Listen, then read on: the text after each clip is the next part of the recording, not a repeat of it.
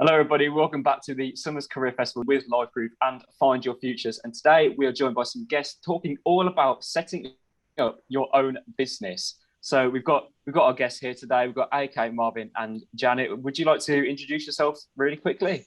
Sure, I'll start off. So, hi everyone, I'm AK.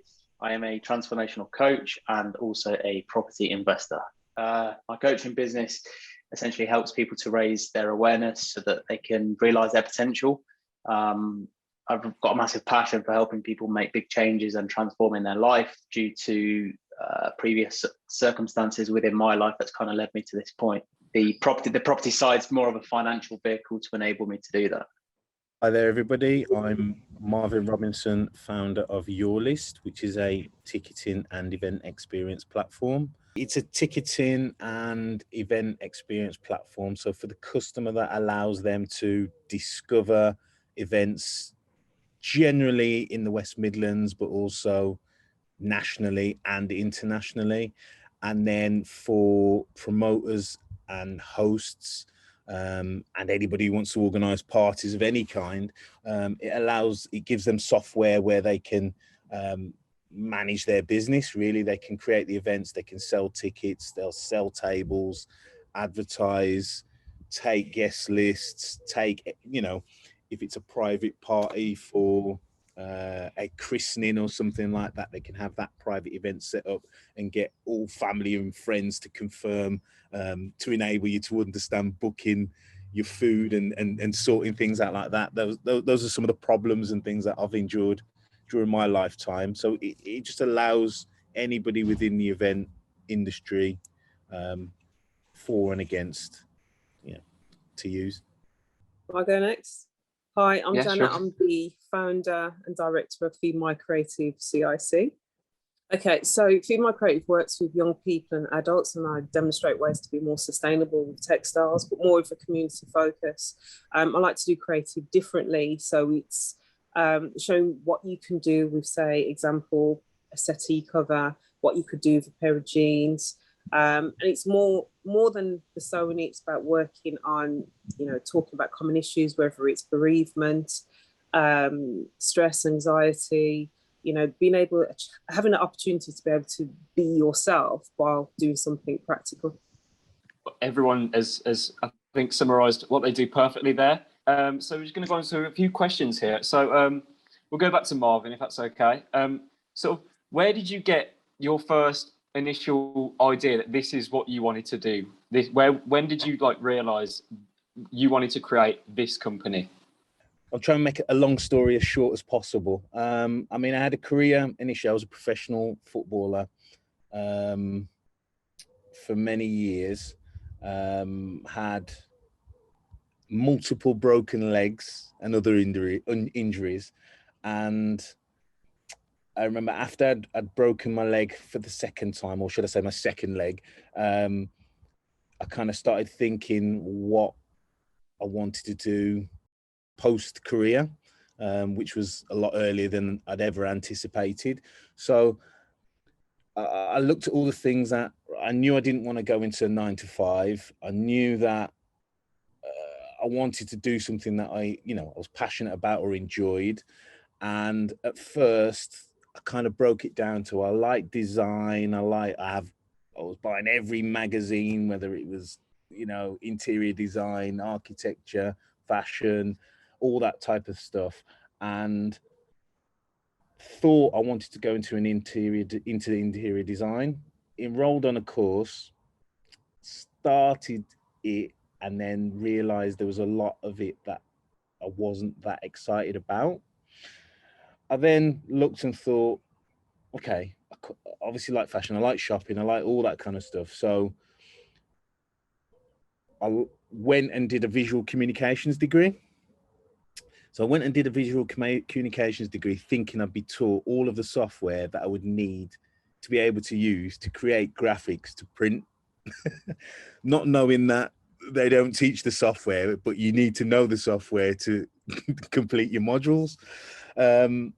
So just started a t-shirt business at the same time as starting my degree in visual communication. decided that I didn't want to go for screen print because all I could see was screen print. I just started researching different print, engineered prints and different textiles and things like that, and was still all around design. I then was thinking about websites. At this point, this is pre-Instagram. Was the iPhone out? I think the iPhone was just coming out. Yeah, the iPhone was just coming out at this point. And was trying to come up with an idea that mixed other things that I liked. I had friends that were doing events and festivals and had venues, and I'd been lucky enough to have had a venue with a friend previously, and was thinking, well, when people make purchases or when they're buying outfits, the outfits are the purpose of the outfit is to go somewhere, to go to an event. And the original idea was about just mixing the two. I heard somebody talking about this type of thing on YouTube earlier, and the way they described this was, if I can say, idea sex, where you have one idea of one thing and you try and mix it together. And it was this thing around, well, if I can build this platform where if somebody has an event, let's say a party on there, then I can create something or source those items that fit that demographic. So when somebody wants to purchase a ticket, that can be packaged in and around an outfit, and an amalgamation of different things. At the same time, because I have no idea about marketing and advertising at that point, there's inbuilt virality, because I know lots of people want to go to this party, which means they're going to be forced to see the clothing or have choices of clothing to purchase. And that was the idea behind that. Now, long story short, I couldn't find the expertise and I couldn't afford some of the expertise to build that whole thing. And I ended up building the ticketing part of it. That was the most straightforward. And I also ended up having a clothing website. So I had the two things, but separate. And that was when I came up with that idea. And what tended to happen is you get signals, don't you? The one thing that starts to run and grow quicker is the kind of thing you start focusing on without losing the passion for the other. And in a nutshell, that was where the idea for the ticketing things that I do came from. Okay. So you spoke about, you had businesses before, they didn't really get on anywhere. Sometimes that might demoralize some people, especially younger people who are just starting out. They might think, oh, it's not worth it anymore. Did you always think this might go somewhere? Oh, clearly it did, because you've made a successful business out of it. But did you have that belief from a younger age? Remember, I've come from a competitive industry, so it's a gift and a curse. The one thing is self-belief. I do have. The second is everything has to be at an elite level, because that's what I was used to. That was an environment I'd grown in. So whatever I was going to do had to have the ability to reach that level, and I had to perform at that level, which is why I went and did a degree, because my mind was that you've got to train. So it's the same thing, rather than running around the pitch and doing the drills, then I was going to go to university and train that skill to enable me to reach the elite level in terms of whatever it was I was doing in business.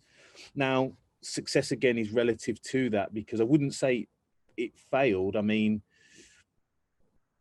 within the clothing business that I set up, I ended up having that in stores all around the world. I also went and was part of Paris Fashion Week within a showroom and an agency. And we also had an agency in the UK and had it in multiple stores all around the UK. But what happened, a little bit kind of like what AKED said to us earlier, was it wasn't really, I was finding what I was doing wasn't really what I was passionate about. It was starting to get more, let's call it retail, than design and art and conceptual. And it was more about churning things out, so I had a base palette of clothing of black or white, and then it was the print and the techniques of the print where the magic occurred. And I started just getting people saying, oh, can we do this in navy? Can we do this in brown? Which was a compliment because it meant that they liked it and they wanted it and it was selling. But it was just now just becoming more of a churn. And it was like, we want this, and can you keep just doing that? And I was becoming kind of like a slave to my own business. I'd created a sweatshop for myself because I was making everything. Right. And I remember getting an order of, I think I got 25 stores. An agency got me 25 more stores, and they wanted all these things. And I remember just thinking, oh my God, I've got to make it all.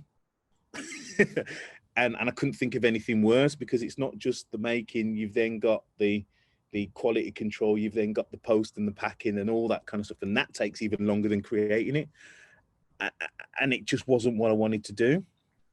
And with the events thing, like I said, it could get bigger. And I think we've got these issues around scalable businesses, that whether your driver is finance, that can make money while I was sleeping, because I could go to sleep. Whoever put events on there and sells tickets for their events, they don't need me to put that on. They're doing that themselves. The software does all the work. The software is the engine. It also had more versatility to it. And ultimately, I could still, at some point, if I ever got around to it, bring in that original idea into the two. So, yeah. Yeah. Well, you spoke there, also AK said it earlier, about sort of being in a job that you're not passionate in or whatever, and you're not enjoying it, and you feel like you need to get out and really do what you're passionate about. Do you reckon that's sort of a thing that is quite common these days, and more people should maybe push themselves out of their comfort zones and try a new business idea? Definitely. But I think when you say you're not always going to know what you want to do, and what you think you're passionate about at the beginning, you might not be so passionate about in the middle or at the end. So it is going to be something that you enjoy. So I would always say something that's in and around the lifestyle that you lead. But you're going to iterate. It's going to change. So I wouldn't worry so much. I'd just get started. I think that's the key thing. It does sound cliche, but just getting started and just moving left to right, where things happen, where things are going that you like. You might meet someone who opens up another door, and there's another opportunity or a whole new world that you can go down. And it's just about getting started and being active. Right. Okay. Brilliant. Well, I think we'll move on to AK now. I think we spoke earlier about sort of the moment that you realised you wanted to not be in this digital marketing space, when you wanted to move away from it. So talk to us about physically actually getting started with it. What was sort of the first steps for you? I think Marvin, touched on quite a few of those points. I think a really important thing to mention is that sometimes people can think they want something, but until they actually have it and experience it, they don't necessarily know that's what they want, or they might change their mind. So, for example, because I was in that digital marketing space, I was always of the opinion I'm gonna start the next website. And so the earliest thing that I started to build was like a comparison website for sports supplements, and I was convinced that this was going to be the next big thing. And as Marvin just said, when sometimes you get to a certain point and you're just like, I've got no actual burning desire to do this. And it's on those bad days where you don't feel like doing anything, getting up out of bed. If you still haven't got that motivation, it's not for you. And so, yeah. And so I think for me, the whole mental health thing, that, it just triggered something in my body. It was like something clicked to say, life's too short, and you got to find your calling. I know that might sound cheesy, but it's like everyone's got their own path. And I was so focused on what would be cool or what other people are doing that I think's cool, instead of actually just saying, what are my values? What am I actually trying to achieve? what am I getting up in the morning to do? So sorry, I actually forgot what your original question was. Yeah, no, so when you first realised that and you felt that you had to get away from this, what were your first steps towards actually making the change? I think for me, like, education and stuff is like massive. So I was just trying to consume as much positive material as possible. Obviously, action's a massive point, and Marvin mentioned that again. Like just doing something. I think like something that I struggled with in the past is overanalyzing something to be like, I'm trying to figure out how it's finished. I haven't even started it yet. So it's, again, it sounds really easy and it sounds cliche, but it's just take action, just start something, because without starting that, you're never going to go on that journey. You're never going to understand if you like it, if you don't like it, what goes wrong, what goes right. So it's having the confidence to just take that little baby step to actually just start something and see what happens. Learn from it as well. Learn from it.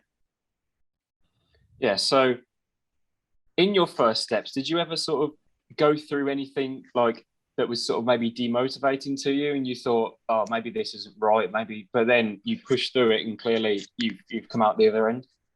Yeah, I mean, look, I'll take the property investment stuff to start off with. So that was my vehicle to create. I mean, I keep mentioning Marvin, but make money while you sleep, right? So for me, I was so fixated on not working that 9 till 5, which wasn't till 5, it was till whenever, and not being stuck in that office, that I needed something that was going to bring me money in so that I could go and do what I really was passionate about doing. And we basically started our business as soon as just before the pandemic hit, the very first one. So you can imagine like being trying to go out and buy property when the banks aren't lending. So that was our first hurdle. The first hurdle was actually finding an investor for the business who was going to invest money in us, so that we could start gearing that business up. That was our first challenge. So we had to go out and raise pretty much all of the funds to start that business, buy the property, renovate it, start the ball rolling. And we did that, and we're on the right path now. But that was a huge challenge to get over that mentally, to think right, we're ready, we're going to do this now, we're geared up to do it. Pandemic hits, and you're like, right, no one's lending, no one's giving us any money, but we've got to go and find hundreds of thousands of pounds. So big challenge, but we did overcome it. Yeah, it's brilliant that you've managed to do that as well, especially setting up a business in the global pandemic. No one could have expected it, and it's never going to be easy. But yeah, clearly you two have come out the other side of it very successful. And then finally, moving on to Janet, I think you spoke about earlier you were a teacher initially. Is that have I got that right? Yeah, secondary school. Yeah. So is this sort of a similar situation to AK and Marvin, and you found that you weren't really engaged in it? It wasn't your passion, so you felt like you had to maybe move away from it? Yeah, when I went into teaching, it was a change of direction anyway.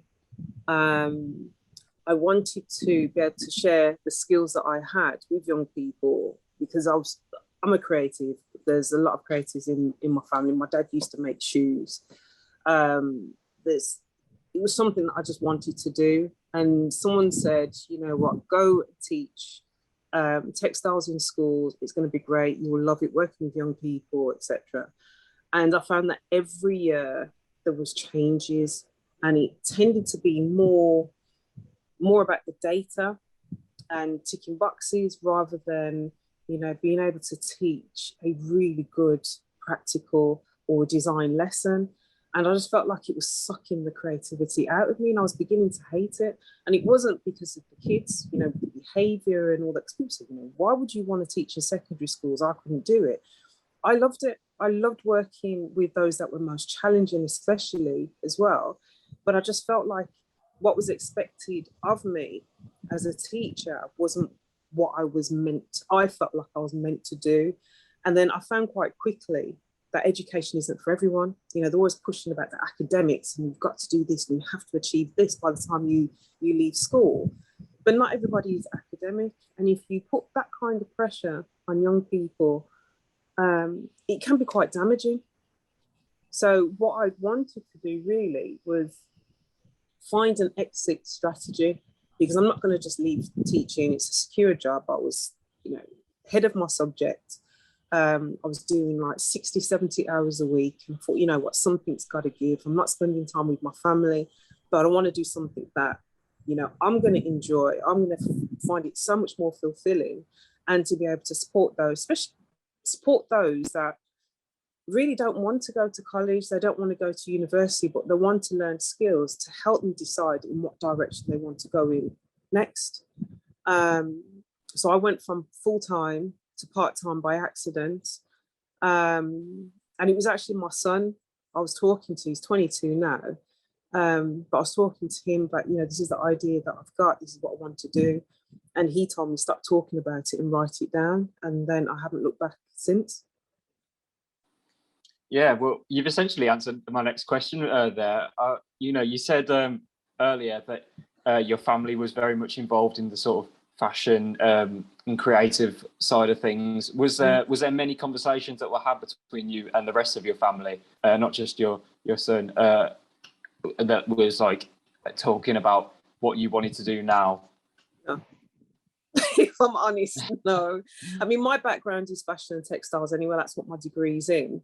But even then, when I was a freelance designer back in the 90s, early 90s, you know, I found that, you know, people, if they want something made that's unique to them, something that's bespoke, but they didn't want to spend the money on it as well. And that, again, was very difficult. And I kind of retired from it quite early and went into a completely different direction. But being creative, it's something that I've always done. So when I made that decision that I was going to leave the school that I was working at the time, I went to the head. I didn't discuss it with anyone, and I said, right, I'm giving my term's notice and I'm leaving at Christmas. So even going part-time, you know, the job that I got was literally on the last day of term. So I wasn't meant to go part-time. I didn't think I could afford it, but going part-time meant that my stress levels went from up here to down here. Financially, it was a bit of a struggle. But it was the best decision that I'd made. I mean, it was on the offset of a really bad year. There were so much things that were going on personally. I wasn't enjoying my job. You know, I had a slipped disc. I had sciatica at the same time. I've got a young child. I've got my eldest that was going through issues because he was leaving school around the same time as well. And it got to the point I thought, you know what, I need to do something that's not only just going to be more fulfilling for me career-wise, but something that I can still support the family and my kids, and I can support others as well. And I can, at the point, it was a case of teaching the way that I want to do. So I'm doing it on my terms and not on anybody else's. Right, yeah, definitely. So going into the actual creation of your newer business, what was sort of the first steps that you made towards actually making it a real thing and not just an idea that's in your head? I wrote it down. I have so many notebooks, and I'm a firm believer of writing it into existence. So if you write it down, this is what I want to do, you've already made your plan. And even if it's just, you know, in the next 6 months, this is what I want to do. And it can be just a tick box exercise for yourself. It's like, right, I need to figure out a name. And you don't even have to stress so much on the name itself. But as long as you've got a plan, this is the brief idea of what I want to do. And then you start working through it. And then I went from 6 months to 12 months, and I wrote a 5-year plan. And when I went back into my original notebook, and it's always good to keep them, I went back and I've been able to tick off everything that I said I wanted to do in 5 years, and I did it in 2 as well. So I'm always constantly, if I've got an idea, I have to write it down. If I don't write it down, it's almost like things come to a standstill because I'm just not being progressive enough. And I find that, you know, if I'm stressing about something or this hasn't happened, it's because I haven't taken it out of my head, and I can have a million and one ideas. My brain runs at 101 miles an hour, and if I don't write it down, it would literally drive me crazy. But I say to anybody, if you've got an idea, write it down, see what it looks like on paper, because somebody asks you, what's your idea? What do you want to do? Well, I was thinking about, well, actually, no, this is what I was thinking of doing. I've written it down. I want to do this by June, by this date, this by that date. And it's not holding yourself to ransom, because sometimes you can have deadlines and that deadline's come and gone and you're beating yourself up about it. I was quite flexible in what I wanted to do because it was the early days. This is what I want to try out in the first year. Let me see how it looks, what happens, and then from that I can make decisions on what happens for the following year. Okay. So earlier we talked about you sort of have this partnership with IKEA, and they send you the materials and things, and then therefore you're able to make whatever you want out of them. How did that sort of come around? The school that I was working with, the school didn't have no budget for textiles, no fabric, no hardly anything. And somebody says, you can approach these companies because they've got the corporate social responsibility. Just ask them. All they can do is say no. So I wanted to set up a project after school, like a project runway, where, working with your 8s and 9s, where they can just design something and let's create something out of something that somebody would throw away. So whether or not it was plastic or, settee covers, etc. So I contacted their customer services and said, right, this is who I'm working for. This is what I want to do. Have you got anything? And I don't care whether it's old packaging, anything, whatever you've got, can I have it? And it took about a good month, 4 to 6 weeks before I got through to the actual manager of the recovery department. And I called him and, I explained everything. This is what I'm doing. And he asked me if I was coming in a car or a van. I said, well, I got a small car. And he goes, well, just bring black bags. So me and my son went, and it's the one in Wednesbury. And, they kept us waiting for quite a while. But when they came out with so many trolleys. I had 10 black bags, and it had bedding. So you got full sets, quilt covers, pillows, quilts, slippers, the odd pot, the odd pan, you name it was in there. And because school then had more than enough fabric, it made me think, well, I'm setting up this business. And it changed the whole concept of what I wanted to do. I was doing some trial workshops with the YMCA that was nearer to me.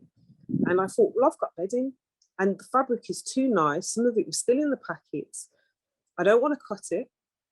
I want to be able to give it away. Can I donate it? And I contacted them and I said, right, this is what I want to do. This is what I'm planning to do, because I had to be quite transparent with them. I'm not selling anything. Am I able to donate it on? This is yes, as long as, the labels or the tags are taken off, then that's fine. And I was able to give the residents, the YMCA that I was working with, so many things for their rooms. There was one young person in particular, she had no quilt cover, no fitted sheet, she didn't have anything. She literally was lying on a bare mattress and a quilt with no cover. And I was able to kit out the whole of her room, gave her some curtains, and then another week I gave her a rug for her floor.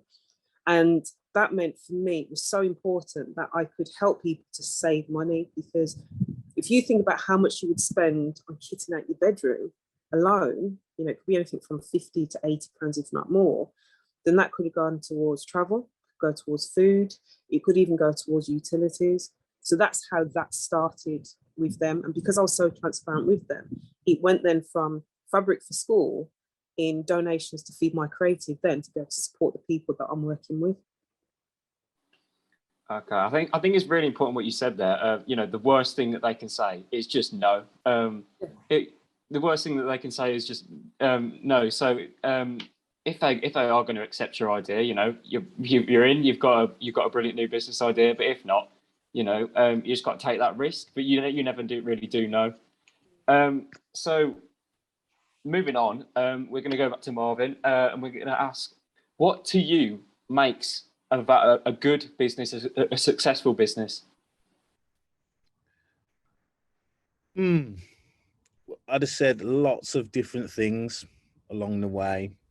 First, I'd have said, when I was doing clothing, getting in these particular stores that I'd targeted that everybody else likes, and everybody else will affirm status upon me, making lots of money, and selling lots of things in this. But actually, the key for me is actually getting my point of view across in whatever that I do. So for some, that point of view might be that true vision of what it is that you're trying to create.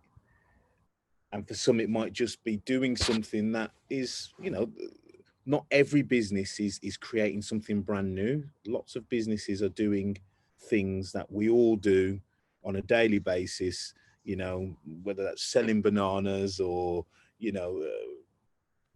cleaning companies or things like that. So it's about having getting my point of view across, and I'm still trying to achieve that. That's still what I'm striving at. So if I look at the ticketing business, what happens is you do conform, you do kind of do the normal things, you try and fit in with that particular industry, you try and look at competitors and do what they do as well. And I think I alluded to it. The key idea that sparked the passion around that business in the very beginning, I've never actually completed and done. So I think success for me would be getting that true vision out and getting my personality out in whatever that I do, which might not be the answer that everybody wanted. But it is, because I believe that when you do that, the business has authenticity. Whoever you're working with, sorry, birds are attacking me. Yeah, whoever you're working with on the business or collaborating with will feel that passion, that authenticity, that culture that you bring into what you're doing. And I think naturally success will come from that. There will be a niche or a USP within your business, because only you are you. And if you're putting your particular view and your particular personality out, then nobody will have that. There might be a little bit to the left or a little bit to the right of it, but that will be truly uniquely yours and successful. Yeah. There. Yeah. I think that's really important what you've just said as well. I was going to bring that up, sort of the idea of creating a niche or a unique selling point, like you said. I think a lot of people, maybe they see a successful business and they almost try and like replicate it. So what do you think that's necessary to sort of stray away from that?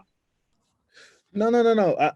I think when okay, let's talk about the events industry. I'm sure people have heard of Ticketmaster. Sure, people have heard of things like Eventbrite.